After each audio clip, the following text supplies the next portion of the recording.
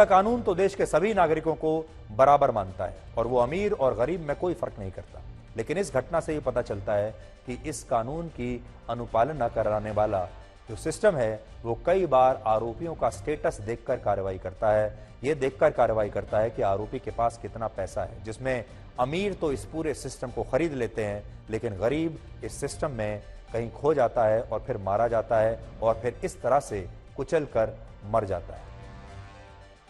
दूसरा, इस घटना से यह बात भी समझ में आती है कि हमारे देश में बड़े बड़े और शानदार हाईवेज और एक्सप्रेसवे तो बन रहे हैं, लेकिन आज भी हमारे देश के बहुत सारे लोग अब इन एक्सप्रेसवेज का इस्तेमाल या तो अपनी महंगी लग्जरी कार्स और सुपर कार्स की रेसिंग के लिए कर रहे हैं और या फिर स्टंट्स करके रील्स बनाने के लिए कर रहे हैं, जैसा कि इस मामले में हुआ है। जिस दिल्ली मुंबई एक्सप्रेसवे पर यह दुर्घटना हुई, वहां ये रोल्स रॉयस और इसके जैसी 15 से 20 गाड़ियों में ये लोग असल में रेस लगा रहे थे और 200 किलोमीटर प्रति घंटा की रफ्तार से ये गाड़ियां चल रही थी। और हमारे पास आज भी इन सड़कों पर, एक्सप्रेस हाईवेज पर ऐसा कोई मैकेनिज्म नहीं है जो कि इन लोगों को रोक पाता। नितिन गडकरी जी बड़े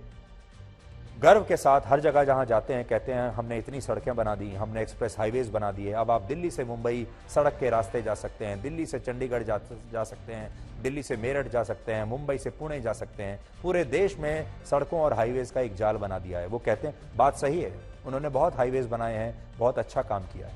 लेकिन आज हम एक बात पूछना चाहते हैं, अगर इन हाईवेज पर ऐसे रेस लगने लगे, इन हाईवेज पर अगर लोग 200 से 250 किलोमीटर की स्पीड पर गाड़ियां चलाने लगे, इन हाईवेज पर अगर लोग स्टंट करने लगे, रील्स बनाने लगे, इन हाईवेज पर अगर लोग रॉन्ग साइड से आने लगे, तो हमारे पास उसे रोकने का कौन सा मैकेनिज्म है? अब बड़ी बात यह है कि इन हाईवेज पर कैमरे तो लगा दिए गए हैं, लेकिन ये कैमरे असल में चालान काटने के लिए हैं। इस एक्सप्रेस हाईवे पर जिसकी हम बात कर रहे हैं, हर 1 किलोमीटर के बाद ट्रैफिक एनफोर्समेंट कैमरे लगे हुए हैं, लेकिन हकीकत में ये कैमरे किसी काम के नहीं हैं और इन कैमरों पर शायद भ्रष्टाचार का पर्दा डाल दिया गया है। और वो पर्दा इसलिए डाल दिया गया है, अब जो हमें पता चला जब हमने और तहकीकात की, तो इस हाईवे पर बहुत सारे लोग हर हफ्ते अपनी बड़ी बड़ी सुपर कार्स को लेकर रेस लगाने के लिए आते हैं। अब अगर उन्होंने रेस लगाई और कैमरे हर किलोमीटर पर लगे हुए हैं तो उनका चालान होगा, उनके खिलाफ एक्शन भी हो सकता है। तो वहां पर भ्रष्टाचार इतना फैल गया है कि वहां की लोकल पुलिस, ट्रैफिक पुलिस और वो जो इस एक्सप्रेस हाईवे पर जो स्टाफ है, उनको पैसा देकर इन कैमरों को थोड़ी देर के लिए बंद करा दिया जाता है, कुछ घंटों के लिए। और जब ये कैमरे बंद हो जाते हैं तब फिर यहां पर रेस लगाई जाती है और इसलिए यहां अब भ्रष्टाचार शुरू हो चुका है। फरवरी 2023 में शुरू हुए इस एक्सप्रेसवे पर अब तक इन कैमरों की मदद से किसी भी गाड़ी का चालान नहीं हुआ है और जो लोग इस एक्सप्रेसवे पर रेस लगाते हैं, रील्स बनाते हैं, स्टंट करते हैं, उन्हें रोकने में भी ये कैमरे पूरी तरह नाकामयाब रहे हैं, क्योंकि ये कैमरे काम ही नहीं करते। अगर ये कैमरे काम करने लगेंगे तो हर वीकेंड पर लोग जो करोड़ों रुपए की बड़ी बड़ी गाड़ियों को लेकर रेसिंग के लिए यहां आते हैं, रेस लगाते हैं, वो ये सब नहीं कर पाएंगे। तो आरोप ये है कि कुछ पुलिस वाले इन लोगों से मिले हुए हैं और इस वजह से यहां ओवर स्पीडिंग की निगरानी करने वाले कैमरे काम ही नहीं कर रहे। इसी साल प्रधानमंत्री मोदी ने जब इस एक्सप्रेसवे का उद्घाटन किया था, तब उन्होंने कहा था कि यह एक्सप्रेसवे देश की तरक्की को एक गति देगा। लेकिन हमारे देश के कुछ लोगों ने इस एक्सप्रेसवे को एक रेसिंग ट्रैक बना दिया है और यहां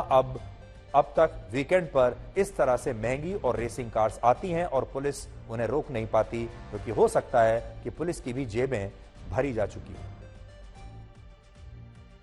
देश के लगभग हर हाईवे और एक्सप्रेसवे को रील्स बनाने के लिए और रेसिंग के लिए आज इस्तेमाल किया जा रहा है और जिन हाईवे से देश के शहरों और राज्यों की दूरी कम होनी थी, वो एक्सप्रेसवे अब मौत के एक्सप्रेसवे बन रहे हैं। ये सीधे ऊपर जाने के हाईवेज बन रहे हैं। यानी पहले हमारे देश के सामने ऐसे एक्सप्रेसवे और हाईवेज बनाने की चुनौती थी, अब हमारे सामने इन हाईवेज को ऐसे लोगों से बचाने की चुनौती है जिन्होंने इन्हें रेसिंग ट्रैक बना दिया है। इसलिए आज हम सरकार से ये कहना चाहते हैं कि ये बड़ी बड़ी सड़कें, हाईवेज तो बन गए,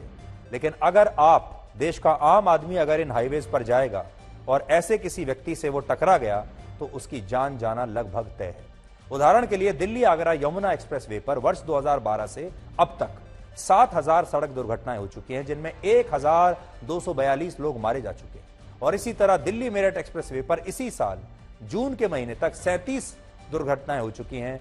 जिनमें 28 लोग मारे जा चुके हैं। और इनमें ज्यादा दुर्घटनाएं ओवर स्पीडिंग की वजह से होती हैं, रॉन्ग साइड ड्राइविंग की वजह से होती हैं, और जो लोग स्टंट करके रील्स बनाते हैं उनकी वजह से होती है। इसलिए बहुत बड़ा विषय आज हम आपके सामने लेकर आए हैं। हरियाणा पुलिस ने कोशिश तो बहुत की कि इस दुर्घटना में वो लोगों का नाम छुपा ले, लेकिन अब ये जो पूरा मामला है ये आपकी अदालत में आ चुका है, और मुझे यकीन है कि हमारे देश के हमारे जो दर्शक हैं अब वो इस मामले को दबने नहीं देंगे।